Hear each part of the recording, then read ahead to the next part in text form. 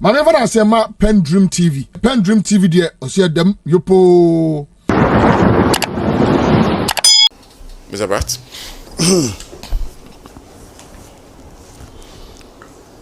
Well, when we find a situation in which people who support an 80-year-old president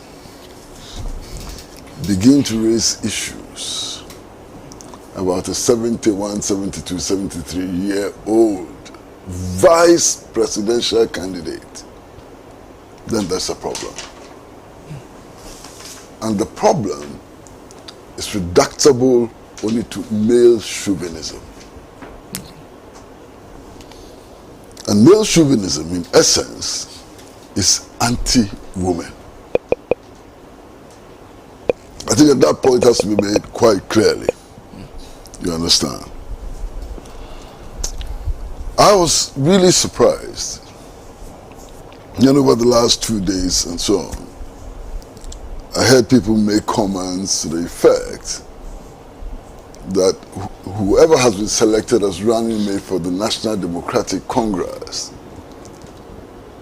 is problematic because the person who has been selected is a 73-year-old menopausal woman.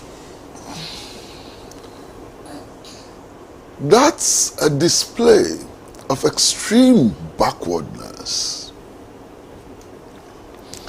And beyond being a display of extreme backwardness and the height of male chauvinism and so on, it is also anti-development to the extent that we live in a country in which 52% of the total national population is made up of women. The denial of women's right to participate in the national development effort is clearly anti-development. And we need to recognize that. So if you listen to people, if you listen to constituencies, if you listen to political parties and so on, what they say betrays who they truly are.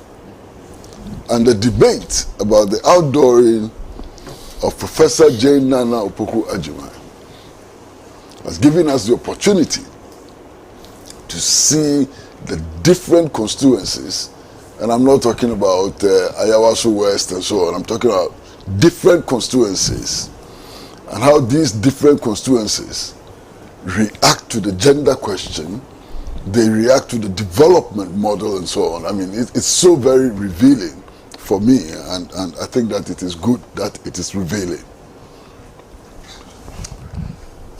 The other thing I'd like to talk about is just the splendor. I mean, many events have happened at the venue before and so on. I was not there. I watched on television. And the splendor was remarkable. The arrangement, the choreography and so on. I don't know who was responsible for that.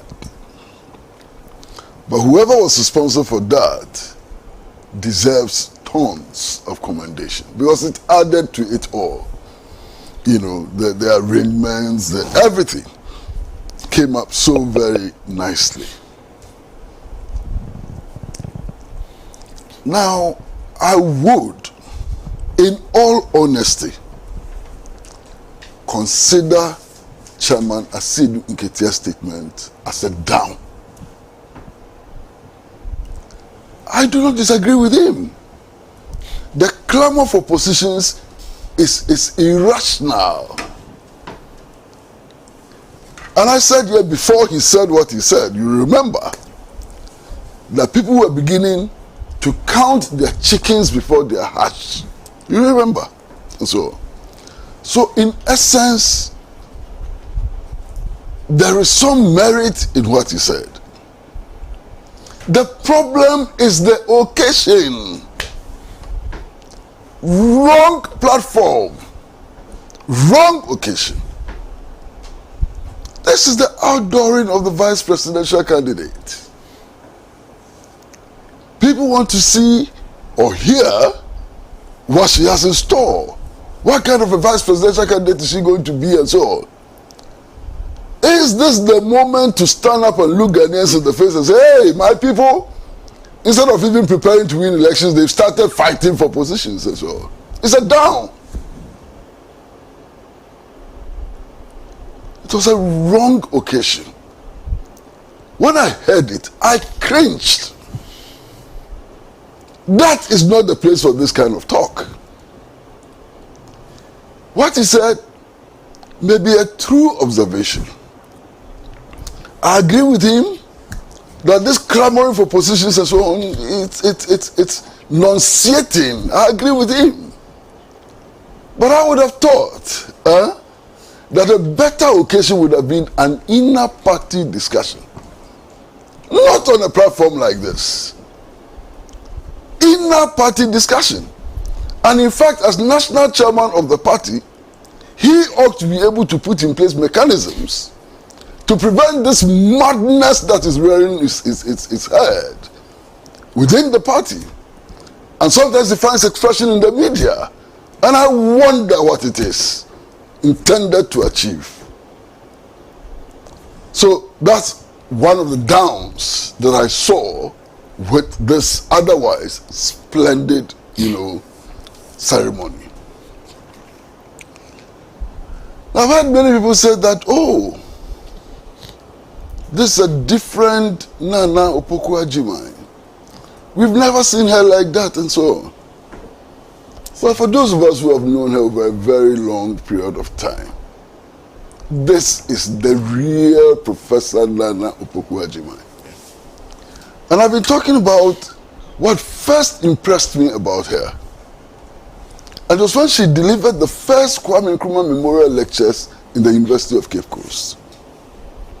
And I sat in the audience and I said, this woman has something. The brilliance, the articulation, the eloquence, even to some extent, you may be tempted to say visionary. And I'm very cautious about how I use my words, and that's why I'm saying that even to some extent, you may be tempted to see her as a visionary. She was in total command of the space. No doubt at all, she was in total command of the space. She was the centerpiece of the ceremony. No doubt at all about it. Okay? Her diction was perfect. And I'm not surprised people refer to her as a literature professor. The diction was carefully selected and it made the right impact. I believe that her description of the current situation was apt. You understand? And indeed, some of the people in the crowd should have been ashamed of themselves listening to her. Because one of the things that she did which impressed me most was this attack on tribalism. Some people call it ethnocentricity. That is dignifying it. It is pure raw tribalistic nonsense. And it is continuing even today. If you want to choose somebody, she has to be Ashanti. She has to come from Northern region. She has to be this and that. This is Kwame Nkrumah's Ghana. And she attacked it in a manner which was perfect. So ethnicity has now been elevated to the level of intellectualism. Master, do you know why it has been raised to the level of intellectualism? Because the people who do it, they think they are doing science. You understand? If you hear them, the stronghold of the NPP is in the Ashanti region.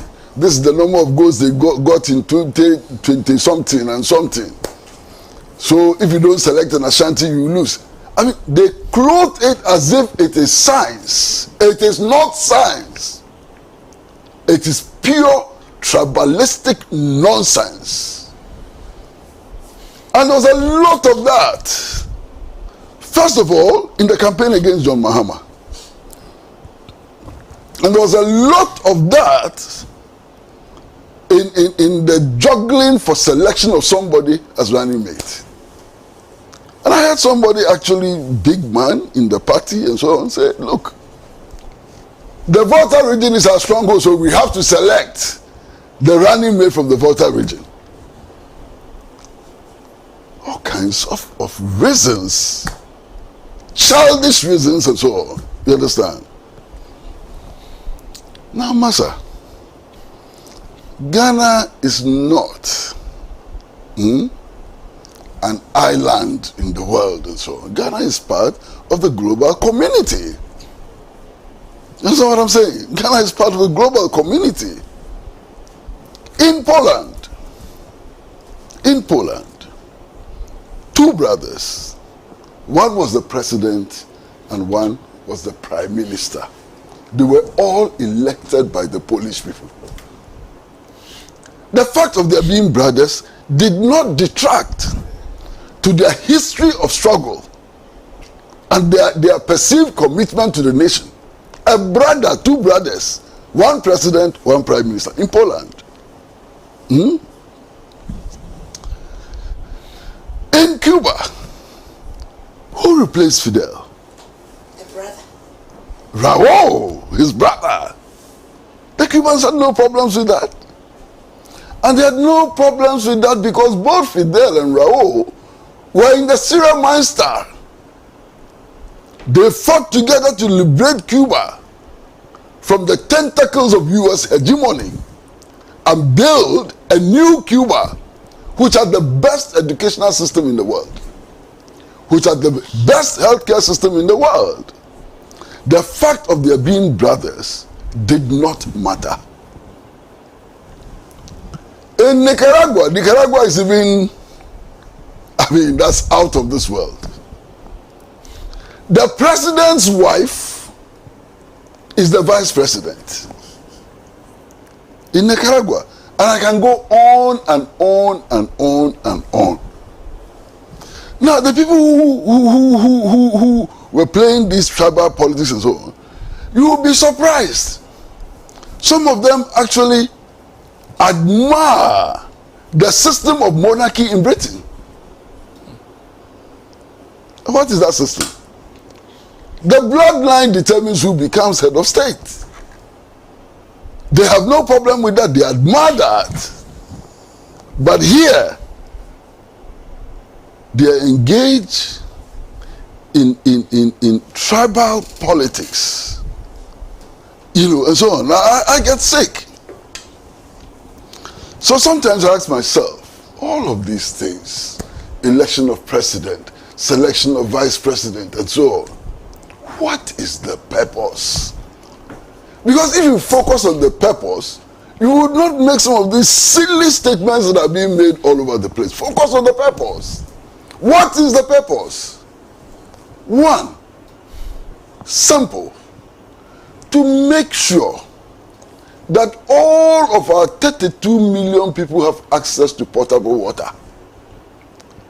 So the people are not infected with guinea worm and so on. That's a purpose.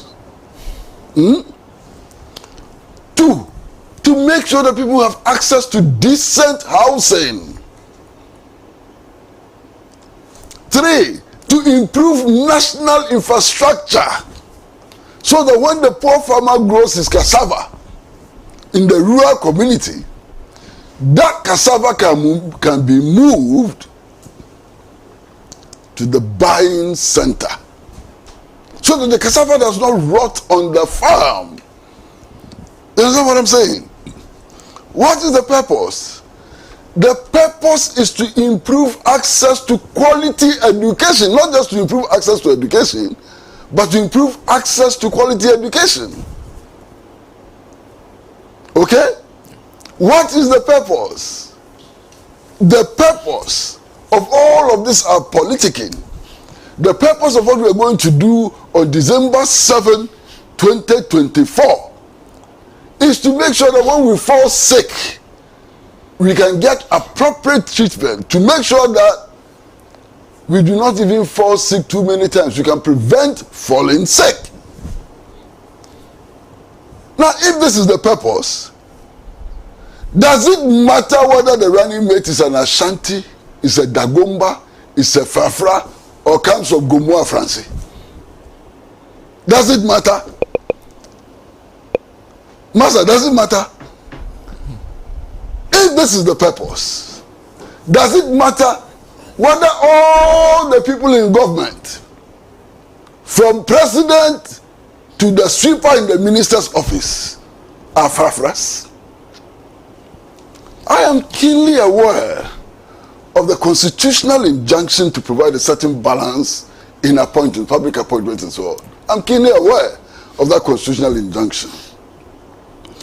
And I believe so very firmly that we need to respect the Constitution for whatever it is worth and so on. But we should not take our eyes off the objectives of politics and governance, because we will lose it. That is why today there are so many people in political office, and when you see them, you say, hey, is this how far we have come? Non-entities, empty heads, vagabonds, all kinds of people in political office. How did they get there? Because of this stupid notion of achieving a certain balance. It doesn't matter the quality. I have heard, is it the fortune or misfortune? I'm not sure. But I've heard, whatever it is, fortune or misfortune, of being close to most of the people who have become president in this country. And I've had lengthy conversations with them about their visions and so on. And one of the issues that I have discussed with them many times is that the sheer numbers of people who are appointed into public service, 100 ministers, 90 ministers, 80 ministers and so on. And they will all tell you that the difficulty is in achieving the balance. The balance which the Constitution injuncts them to achieve. So he's made his ministerial appointments, and he sees that one particular region is underrepresented. So to achieve the balance, you know what they do? They appoint ministers and assign them to the Flagstaff House. They have no portfolio, nothing to do, just to achieve a certain balance. Massa, the last time I heard, the Ministry of Finance was actually boasting that the rate of inflation is going to come down to 25-point-something%. You understand? That's what the Ministry of Finance was boasting about. Quite high. Higher than what they met when they came into office. Of course, we went very, very high. Now we are climbing down. We are coming to about 25% and so on. Now the question I ask, if you appoint a vice presidential candidate from Gomoa Apa, how does that bring down the rate of inflation? This country is bankrupt. I hear the figures have changed.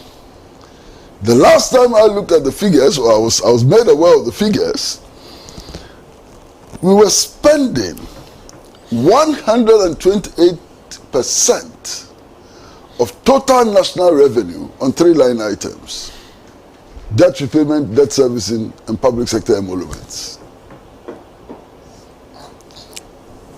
President from the north, what does it change? Does it change that? President from the north, does it change that? President from the east, does it change that? So the time has come for us to begin to look at merit. The time has come for us to look at the ideas which are being thrown at us and to see whether these can lead to a significant and better change in our fortunes. Okay? The time has come not just to measure expectation, but also to reshape expectation. And I give this advice free of charge. Free of charge. I'm going to give some advice. I hope it will be listened to. You see, my good friend A.B.A. Fuseni. Today I didn't hear many of your proverbs. I'm not sure whether you are running out of proverbs. But it will be a disaster if you run out of proverbs. Master, listen to me very carefully. I'm hearing so much about 24-hour economy. But nobody is trying to focus on our mind on what the 24-hour economy will really mean from 2024. What would it really mean? How can we touch 24-hour economy in 2024? What are the things that when we see, we should come to the conclusion that yes, we have 24-hour economy? You understand what I'm saying? Yeah. So at midnight, if I wake up and my sandals, the soles have given way, if I go to Malata and I can't get new sandals to buy, would that be a failure of the 24-hour economy?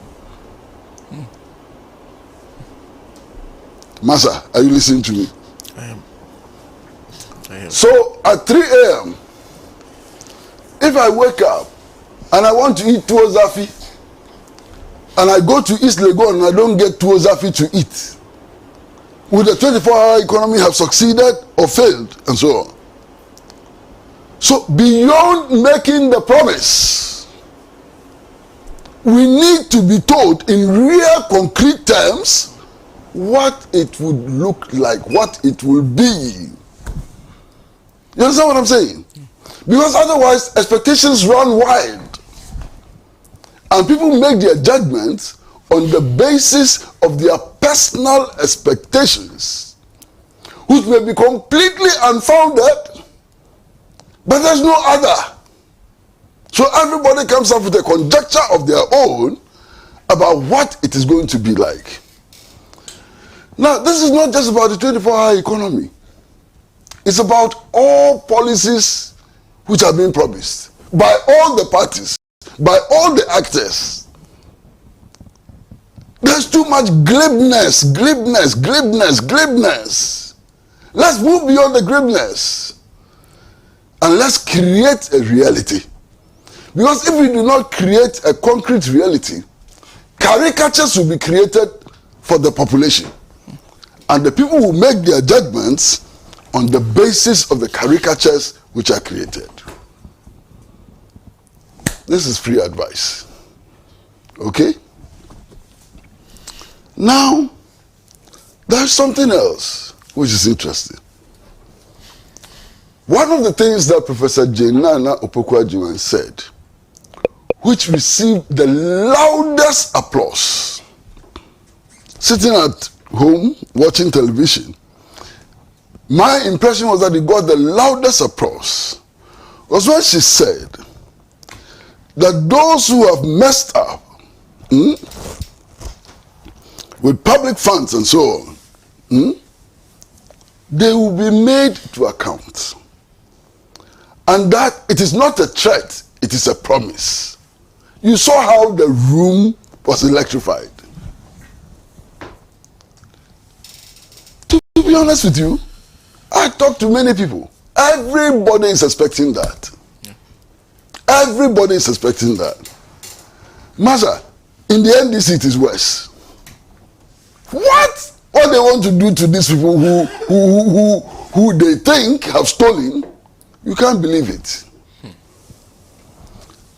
So, Professor Naana captured the sentiment But you see, December 7th, 2025, she will not be at the inauguration of a running mate. She will be sworn in as Vice President of the Republic. That's a huge difference. That's January 7th. January 7th, yes.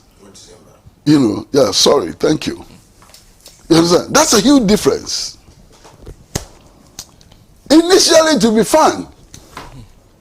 People would applaud, catch them, jail them, and so on. Ultimately, in 3 months after being sworn in, that is not what is going to be important. What is going to be important is the price of petrol. What is going to be important is the price of kenke. What is going to be important is whether people are able to send their children to school or not. So while pursuing the objective of accountability is important, pursuing the objective of probity and accountability is important, a lot more focus has to go on the realization of the aspirations of our people. Master, people are fed up.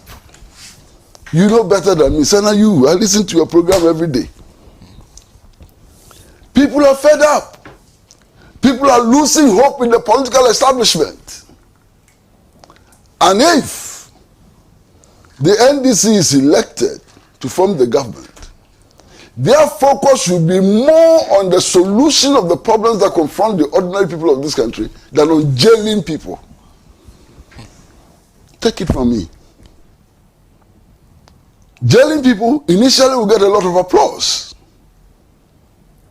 but it won't last beyond 3 months. After 3 months, we'll be counting costs. We'll be looking into our pockets.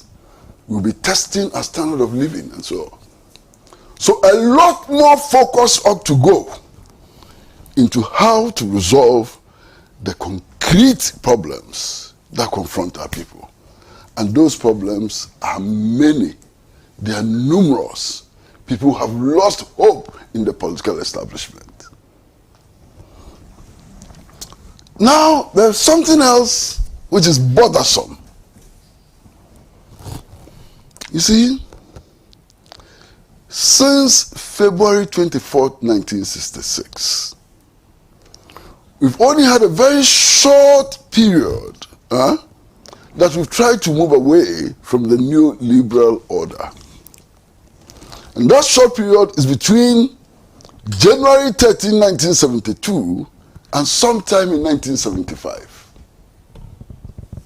when we came up with a new policy of national self-reliance, leading to the promulgation of policies like Operation Feed Yourself and Feed Your Industries, leading to questioning of our national indebtedness, leading to an emphasis on the need for a paradigm shift. As soon as the first Palace coup occurred, we quickly returned to the neoliberal order. Okay? And we have stayed on the neoliberal order from that time till today. The consequences have been disastrous for this country and everybody. The fact that today we are importing fish, we are importing guinea fowls from Denmark, we are importing cocoyam, we are importing plantain, we are importing bottled water, and so on. These are consequences of staying on that path of neoliberalism and so on. Now, unfortunately for me, so far, in this campaign season, nobody has given us the option of abandoning the path of neoliberalism. Nobody. We are still stuck on the path of neoliberalism. And that's a huge problem. Because if you are stuck there, your national economy will be run by the transnational corporations. They will run your national economy for you. Occasionally, you go back to the IMF and the World Bank, and they will tell you not to subsidize agriculture. Whilst the United States, Canada, and all of them are subsidizing their agriculture, you cannot be competitive on the world market. You understand? So, when are we going to move from the path of neoliberalism to the path of national self-reliance, which require the total mobilization of every and anything Ghanaian for the purpose of solving the problems that I listed from the very beginning? That is our situation. The other thing that I'm not hearing about is a deliberate focus on security. There's no deliberate focus on security. Nobody is addressing it. But it's a major problem. Why is it a major problem? You take Nigeria. 1 out of 16 countries in the West Africa sub-region. Nigeria alone has a population of 260 million people. More than half the total population of West Africa. And I've said this many times. You go to Nigeria today, you have Boko Haram insurgency in the northeast. You have the low-intensity civil war in the Niger Delta area. You have a secessionist movement in the east, and so on. If Nigeria blows apart, the whole of West Africa blows apart. We know of the insurgency that is sweeping across the West African region. In fact, 3 days ago, we actually heard about rebel attacks in Benin, in the center of Benin, and so on. The northern border of Togo has been attacked. La Côte d'Ivoire is in the crosshairs. Ghanaian intelligence shows us, if Ghanaian intelligence is true, then this is true, that the insurgents have sleeping cells in our country. And that the speculation is that they have come down south of Tamale, and so on. That's a major problem.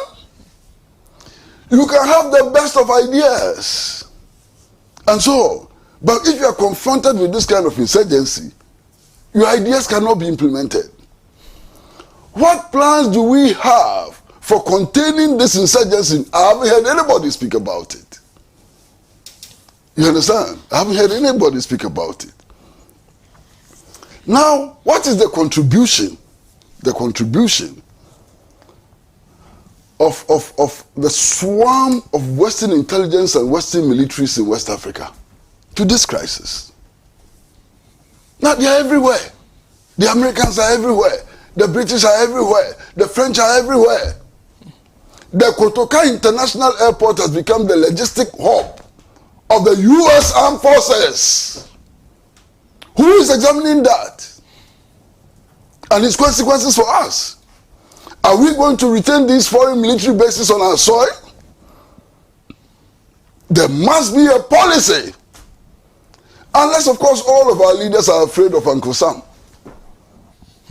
So it's a matter that they rather not talk about. You have U.S. military presence on your soil. It is part of the problem.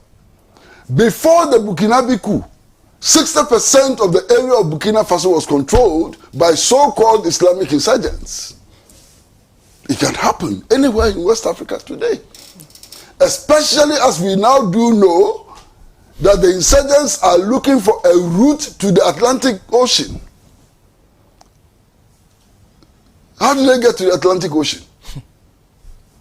The only way they get to the Atlantic Ocean is by sweeping across Ghana, Togo, Benin, and La Côte d'Ivoire. You understand? So what is our position? I am ashamed as a Ghanaian. Really, really ashamed as a Ghanaian. You know why? Because genocide is happening under our eyes in Palestine. Genocide. Naked genocide. Our president has declared that his government and Ghana stand firmly with Israel. Of course, the president does not speak for me. I don't stand firmly with Israel. It does not speak for me. But one would have expected that the others would be making statements on the situation in Palestine. Everybody is mocked. All the other political parties, including the Alliance for Revolutionary Change and so on. Do you agree with Nana Akufo-Addo? When he says that Ghana firmly stands with Israel in the commission of genocide in Gaza. And if you don't, why are you not talking? Why are you not talking? What is your foreign policy? Because foreign policy also has consequences for domestic policy. You understand? So when I sit back, I'm just wondering, what is happening? How come that our politicians cannot talk about the most important things in the world today, which affect us in many ways? And I'm ashamed as a Ghanaian that the situation in Ghana has not become a major issue for contestation in our politics. Because it should. This is Kwame Nkrumah's Ghana. If for nothing at all, we should listen to Nelson Mandela. When Nelson Mandela told us that he and Yasser Arafat were brothers, that they stood together in the confrontation with apartheid. And apartheid is an affront to every African, every black person in the world. Israel supported the apartheid South African regime, gave it intelligence, gave it weapons, assisted it to develop a nuclear capacity. So if for nothing at all, just for this reason, we should take a stand and take a positive stand. Why? On the eve of Ghana's independence, Nkrumah declared that the independence of Ghana is meaningless unless it is linked up with the total liberation of the African continent. I'm an Nkrumahist. I stand by that. Has the African continent been totally free of colonialism, colonial occupation? No. Today, the Sahrawi Arab Democratic Republic is under colonial occupation by Morocco, and Ghana is silent. No party in Ghana is speaking about the issue. I'm ashamed. I am ashamed. Colonial occupation.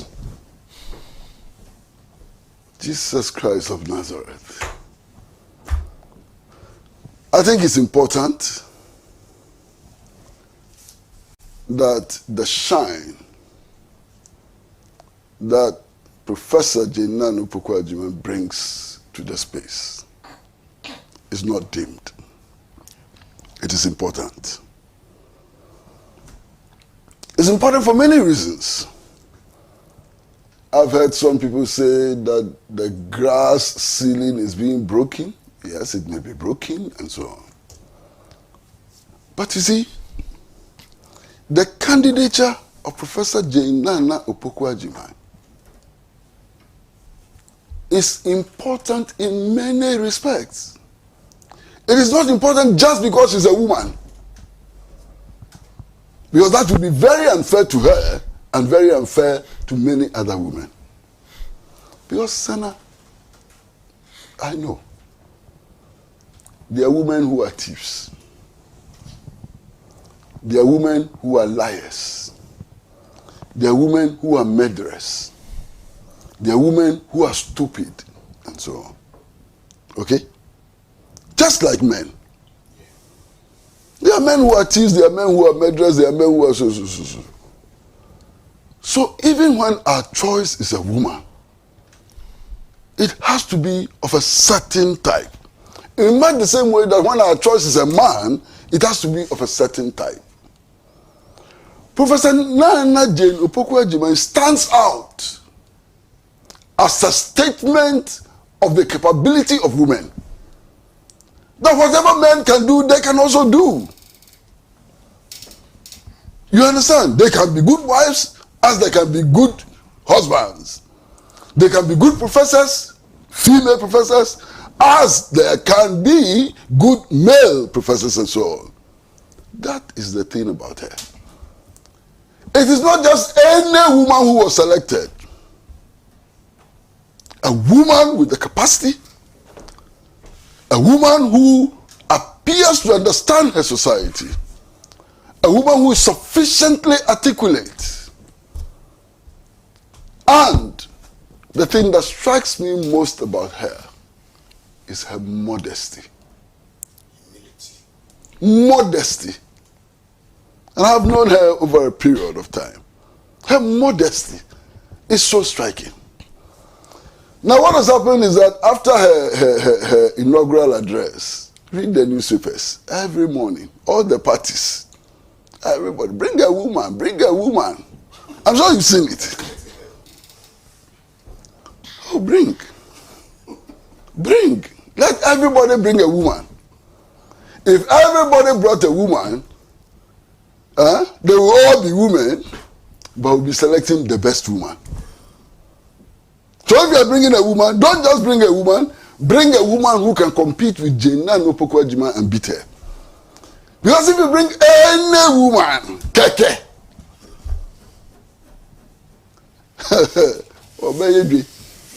Sana, thank you very much. Thank you. Thank you very much. Well, let me go to WhatsApp and Facebook. You see. My neighbor has said, PENDREAM TV. PENDREAM TV, dear, or see them, yopo.